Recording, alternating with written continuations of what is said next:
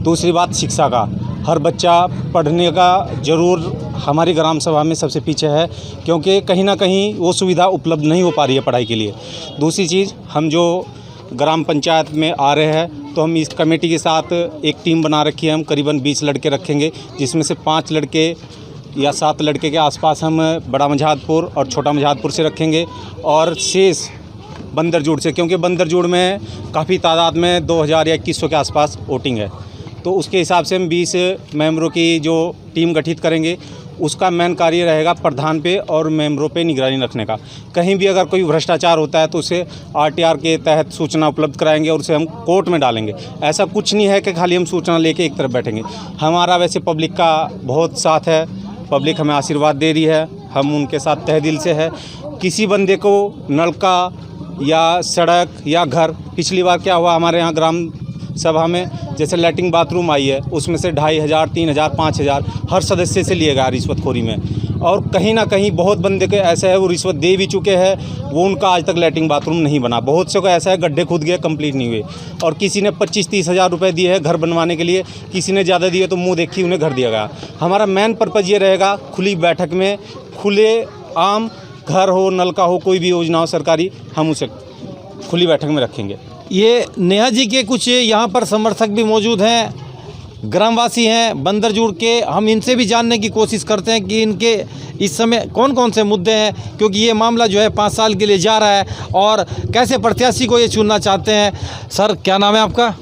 मेरा नाम मदन पाल है, ग्राम मझातपुर से रहने वाला हूँ मैं। सबसे पहले जो हमारी यही रिक्वेस्ट है, जो भी प्रधान बनता है बहुत सोच समझ के चुने, क्योंकि ये एक दिन का काम नहीं है। गरीब जनता है, इनके उम्मीदें जो है प्रधान लोगों से लगी हुई है। अगर वो प्रधान लोग जो है इस उम्मीद पर खरे नहीं उतरे तो उनका प्रधान पद से जो है रहने का कोई अधिकार नहीं है। जितने भी गरीब भाई हैं, सबसे पहले उन्हीं का जो है काम करना चाहिए। इन लोगों को जो भी मकान, सड़कें, गलियाँ या पानी की व्यवस्था है, सबसे पहले उसी चीज़ पर ध्यान दो। आज के ज़माने में गरीब आदमी ही सबसे जो है बुरी दशा में है। सर, आपका क्या नाम है? सुलेखचंद। सुलेखचंद जी, क्या कहना है आपको? बस कहना क्या, विकास की तरफ को अगर चलना है तो सभी लोगों को साथ लेके चलना है। सर, हम भी देखते हैं, हम लोग भी गांव-गांव में घूमते हैं, ये विकास कहाँ पर है? ये 75 साल हो गए देश को आज़ाद हुए और विकास का कोई नाम नहीं है। क्या नाम है सर आपका? जी सर, इदरीस। इदरीस जी, क्या कहना है आपको? अजय हम भी यही चाहें गाँव का हमारे विकास हो, बिल्कुल यही चाहते हैं जी। आपको कुछ कहना भाई साहब? यस जी। पहले तो मैं धन्यवाद करना चाहूँगा इंडियन एक्सप्रेस का। ये हमें सौभाग्य प्राप्त हुआ कि हम आपसे जो है आप रूबरू बात करना चाह रहे हैं। जैसे कि हमारे जो प्रधान पद के उम्मीदवार पंकज भाई जी है, इन्होंने अपना जो कमेटी का जो एक पक्ष रखा है, मैं थोड़ा उसके बारे में कहना चाहूँगा कि जैसे ये हमारी जनता जो है मजहब से वाला मजबता की और साथ में बंदरजोड़ की बहुत ही हर एक विकास, हर एक चाहे वो किसी भी तरह का विकास हो, बिल्कुल त्रस्त हो चुकी है। सड़कें नहीं है गांव में, नल की कोई सुविधा नहीं है गांव में, कोई शिक्षा का कोई सुविधा नहीं है गांव में, सब बहुत ही जो सिस्टम है बहुत ख़राब हो चुका है। हम इस मीटिंग के जरिए एक मैनेजमेंट के थ्रू जो है हर एक विकास का जो मुद्दा होगा वो हम लोगों के समक्ष रखेंगे और जहाँ तक भी होगा, जितना भी हमसे होगा, विकास करने की बहुत बहुत कोशिश करेंगे।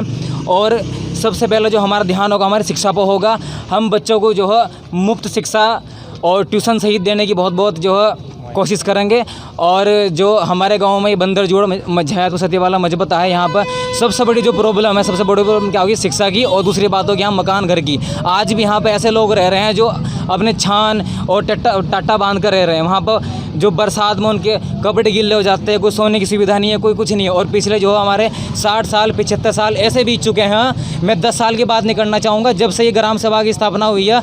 आप अभी भी देख लो हमारा देश कहाँ पहुँच गया। हमारे देश के लोग चाँद तक चले गए और यहाँ आप देख लो आज भी लोग ऐसी स्थिति में रह रहे हैं कि आज भी ये गांव है जो आज से 80 साल पीछे है। इस गांव का कोई विकास नहीं हो पाया। यहाँ के जितने भी उम्मीदवार आते हैं, बनते हैं, सब झूठे वादे करते हैं हमारी जनता से और उनका बेवकूफ़ बना के चले जाते हैं। और अब की बार हम इस सिस्टम के खिलाफ लड़ेंगे और जो सिस्टम के विरुद्ध चलेगा उसे कड़ी से कड़ी जो उसकी जाँच कराएँगे। RTI से लेकर कोर्ट तक उसे हम जो वहाँ तक लेकर जाएँगे। आपका क्या नाम है भाई साहब? मेरा नाम संजू मैनवाल है। जी जी, क्या कहना है? सर्वप्रथम बहुत बहुत धन्यवाद आपका न्यूज़ एक्सप्रेस का। मैं यही कहना चाहूँगा कि आप देख रहे हैं कि जिस तरह जनता का जनार्दन हमें मिल रहा है, ये एक शिक्षित होने का फल हमें मिल रहा है। हमने एक शिक्षित और युवा को चुना है। पिछली बार बहुत सारे प्रधान आए, गए, लेकिन हमने इस जनता की जब देखा, हमने घूम फिर गए तो यहाँ की जनता की पीड़ा को समझा कि यहाँ की जनता को कोई पूछता नहीं है, बड़े बड़े वादे करके चले जाते हैं और फिर उन्हें आगे गरीब जनता को कोई नहीं देखता।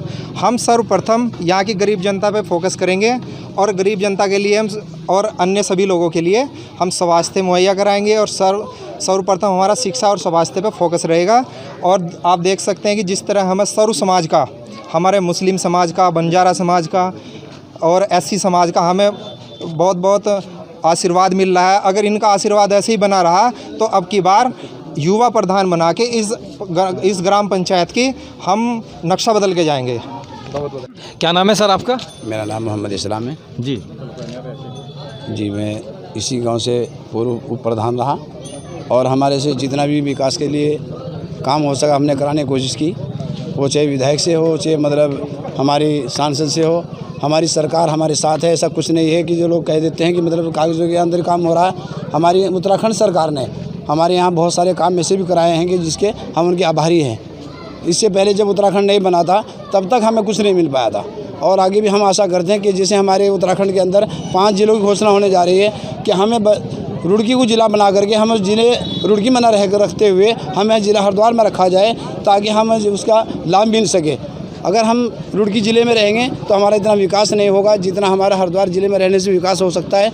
तो मेरी आप लोगों से भी यही विनती है कि आप सरकार की जितनी योजनाएं हैं, कोई भी प्रधान बने, कोई बीडीसी बने, जिला पंचायत बने, वो इस तरह का हमारे गांव के अंदर चुनाव हो कि जिससे कि मतलब लोगों की जो पीड़ा है, जो लोगों की ज़रूरियातें हैं, जैसे नलके हैं, सड़कें हैं, मतलब नालियाँ हैं, किसी को मकान नहीं है, किसी के पास राशन कार्ड नहीं है, गरीब जनता की जो भी स्वास्थ्य के ऊपर जो भी सरकारी योजनाएं चल रही हैं उनका लाभ मिलना चाहिए।